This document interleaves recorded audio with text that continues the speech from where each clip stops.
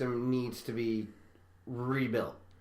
They need to start from the foundation stones and build that program if they want to bring it back to where they believe that they should be, and where probably most of college football believes that they should be.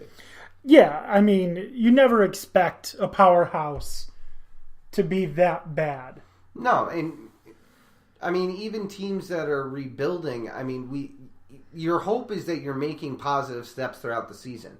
Florida State doesn't look like they're making any positive steps. Like, I could say that Nebraska clearly is showing making positive steps. They've been in a lot more games. They're winning games. They had one of their worst starts in the history of Nebraska, but the future looks like it's going in the right direction under Frost. You just got to let it work itself out. So there was no improvement that was shown by Florida State. If anything, it just shows that they were okay with being met. Right, because they were winning with a bad team. Yeah, but that's not going to cut it anymore.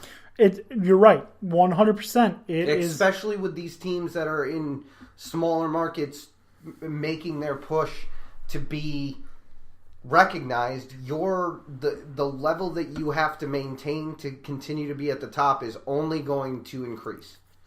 Of course. I mean, especially in a state that has so much talent. Oh, yeah. Especially homegrown. And it's not like you need to really get them to want to come there because the options are wide right now. I mean, Florida is always going to take some of those players, but UCF is taking players now based on their winning ways. And then on top of it, Miami's still going to attract people. So inside your own state alone, you do not want to be left holding the bag. Exactly. Not in Florida.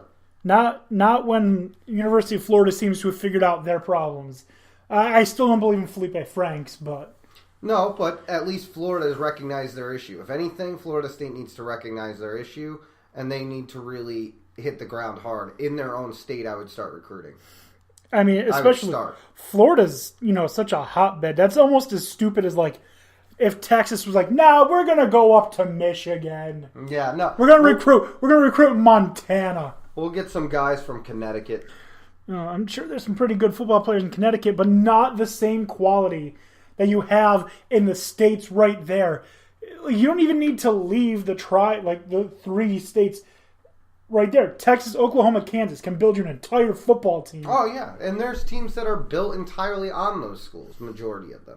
So Florida State's got to do that in the state of Florida if they want hope. I'd start there and then, I don't know, maybe address the coaching situation. I don't know how that's going to go because Charlie Strong doesn't look like he's got a great plan, but I don't know that he has the players to play his plan. We have been saying the wrong name. It's not Charlie Strong. It's Willie Taggart. Willie Taggart. Charlie Strong's in South Florida. Okay, yeah. Yes. Willie Taggart. Yeah. To rub the salt in the wounds of Dan O'Shea, who was all happy after finding out that he's an Oregon fan, that Willie Taggart was going to be the head coach. And then after a season, he bolts for Florida State. Yeah. He's the new Lane Kiffin. But that being said, he bolted to a problem. So Taggart may need some time to get his players in because right now what he has is it doesn't allow his game plan to work. And I would start putting boots to the ground in Florida and moving on from there. But we gave them way too much time to talk about a team that's not going to be playing on New Year's Day or even the days before that nobody cares about. Right. Well, I mean, there are three people that care about the games before. I mean, the real good games start the 27th of December. Yeah, I understand that. There are three people who care about those games. One, the fans of the school. Two, college football junkies like myself. Three, gamblers. Oh, yeah, that's you best believe there are people who are going to be gambling on every single bowl game. What? Northern Illinois versus whatever other team you want to come up with. Central, no, they're in the MAC. They're not going to put two MAC teams against each other. Northern Illinois versus Troy? Yeah, I'll take it. Yup. Yep. What's the line? Perfect.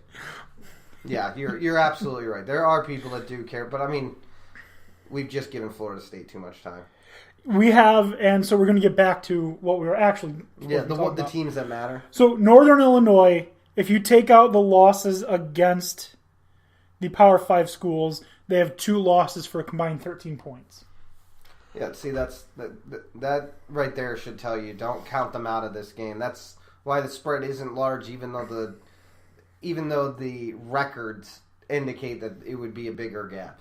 And if you add in the loss to Utah, that's 3 losses, 24 points. Yeah, which 8-point losses are solid losses. Yeah, you're losing by a score, more or less. And that's where you want to be if you really want to be competitive and put yourself in that situation where you do win games. Because college football games, as Michigan found out, can get out of hand quickly. They can. They absolutely can. So anyways, let's get back to... Well, I mean, we already went back to Northern Illinois. My God. Northern Illinois. I call them Northern Illinois. Marbles? Wow. Well done. Northern Illinois versus... Northern Illinoising. I guess you can say that. Yeah, I don't know. I guess you can say it. I'm indifferent to Northern Illinois, to be honest with you. Yeah, versus Buffalo. So, like I said, the losses came to Iowa, Florida State, Utah, Western Michigan, Miami of Ohio. Okay. And Miami of Ohio's record is 5-6. That was a 6-point loss. Western Michigan, who was 2 years ago undefeated. Mm-hmm. Granted, they had the superstar Corey Davis on their team. Yeah, he's playing really well for the Titans. He's certainly seems like he's getting into the flow. Yeah, in the NFL. Nice to see him finally succeeding because he struggled right out the gate for a while. Mariota was hurt a lot last year. Yeah, he played through it. It's true, and obviously, if they have a connection, that we're now seeing that happen more. Yeah, so. Western Michigan was 7-5. Again, only a 7-point loss. Their worst loss, in my opinion, was to Florida State. Because Florida State's a bad football team. But we're not going to go back to that. Yeah, no, we're done with them. So, Northern Illinois versus Buffalo.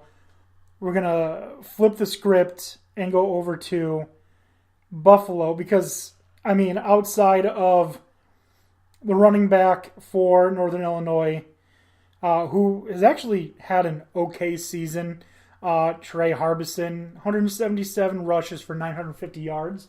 950 yards is solid. Only 4 touchdowns. Quarterback play has been pretty atrocious. 1,696 yards and 11 touchdowns, 9 interceptions. Yeah, not a great. And it's the complete opposite for Buffalo. Buffalo 10-2, getting good play from their quarterback, 2,600 yards, 2,605. Not staggering numbers, but the 25 touchdown to 11 interception, 2-1 is a decent ratio in my mind. He's not, going to be a first round draft pick, so they just need him to win games. He doesn't need to put up these style points. Running back, on the other hand, he is not getting the yards. Jarrett Patterson, 874 yards on 150 rushes, but he's got 12 touchdowns. That's almost 10% of his touches. He's scoring a touchdown. Yeah, but I mean that shows you that they know when to use him and where, and he knows how to capitalize when his number's called upon, which can be all the difference if you need to punch it in. Exactly. And do you know who Buffalo's 2 losses were to? No. Army, who is not ranked. They're 9-2. Mm-hmm. And the other one was Ohio. Smacked them 52-17. That's a bad loss. Yeah, but I mean that, any given day your team can be great but have a bad outing, and that clearly was their bad outing. They do have some good wins. They have a 36-29 win over Temple. Temple, as we've seen lately, coming on pretty decent showing against Central Florida. Mm-hmm. The other big victory, 42-13 shellacking of Rutgers. So, well, Rutgers certainly has its problems, but that being said, that's a beating that they gave a Big Ten school. Yeah. Nonetheless. Buffalo just 2 years ago, is a team that lost to UAlbany. So. Yeah. Look where they've come. Yeah, see how far they've come. So, what does Northern Illinois need to do that you can think they have a realistic shot at beating Buffalo? Obviously, feed the running back. They're going to have to control the clock and not keep the game within arm's length. I feel is going to be their best bet, and try and capitalize if anything happens. This is going to be a fight, and you need to make sure that you stay in the fight, because if you lose the momentum, this may get away from you. Buffalo is not going to let you to come back into it. So you've got to put the pressure on them if Northern Illinois wants to win. Of course. And they have, I think, imperative. It is imperative, as you said, to control the clock. They need to run the ball.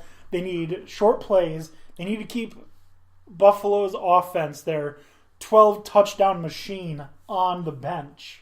Mm-hmm. You got to keep him out of an opportunity to give the running back near the end zone the ball, because it seems like clearly they know where they want to go, and they're going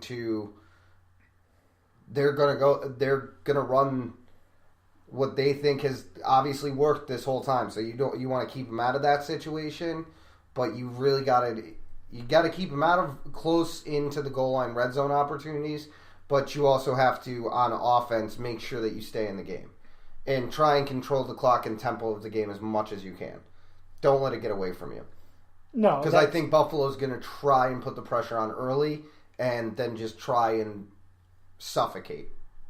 Which is the smart play. Smart thing to do is to just, run it right down their throats if you have the ability to do so. So stopping that is clearly the goal. You want to make sure that you also limit the number of explosive plays, which I know sounds like, well, obviously you don't want to give up a bunch of chunk plays, but when you have, a guy who's run for 850 plus yards and he gets 12 touchdowns matter. That's how you win games. Yep. Well, thanks, Madden. You're welcome. One thing that I am looking into right now, and so far my hypothesis is showing to be correct, is that Northern Illinois has not given up a 100-yard game on the ground. No team has rushed for more than 68 yards against them. Well, they'll be put to the test. I mean, that's for sure at this point. I mean, this is certainly going to be the test on whether or not that defense has really just been playing against some running backs that they could shut down, or... I mean, they played Cam Akers. Yeah, I mean, that's impressive. So, I mean, we're going to find out. That's where the battle's going to be won, on the run defense for Northern Illinois and the rush game for Buffalo. But I think Buffalo can beat you in a number of ways, so... So let's move on to that. What does Buffalo need to do to beat Northern Illinois? Take whatever they're going to give you. Whatever they're showing is what they want to take away. Try and exploit that. Get them to bite on it. And then conduct plays off of that. That's what I would suggest. That's very good advice. Just take what they're giving. I think what they need to do is not try and get too fancy. What you've been doing has worked all year. Just feed the ball to your running back. Yeah, don't change anything now, but accept what they're giving you. If they're going to key on the running back, establish the run, and then hit them with a couple of play action passes, because that will be a point to be able to catch them off guard and exploit them. And if you can do that, the Northern Illinois will have problems. Right, exactly. Find the deficiencies that they have on defense, exploit those, but make sure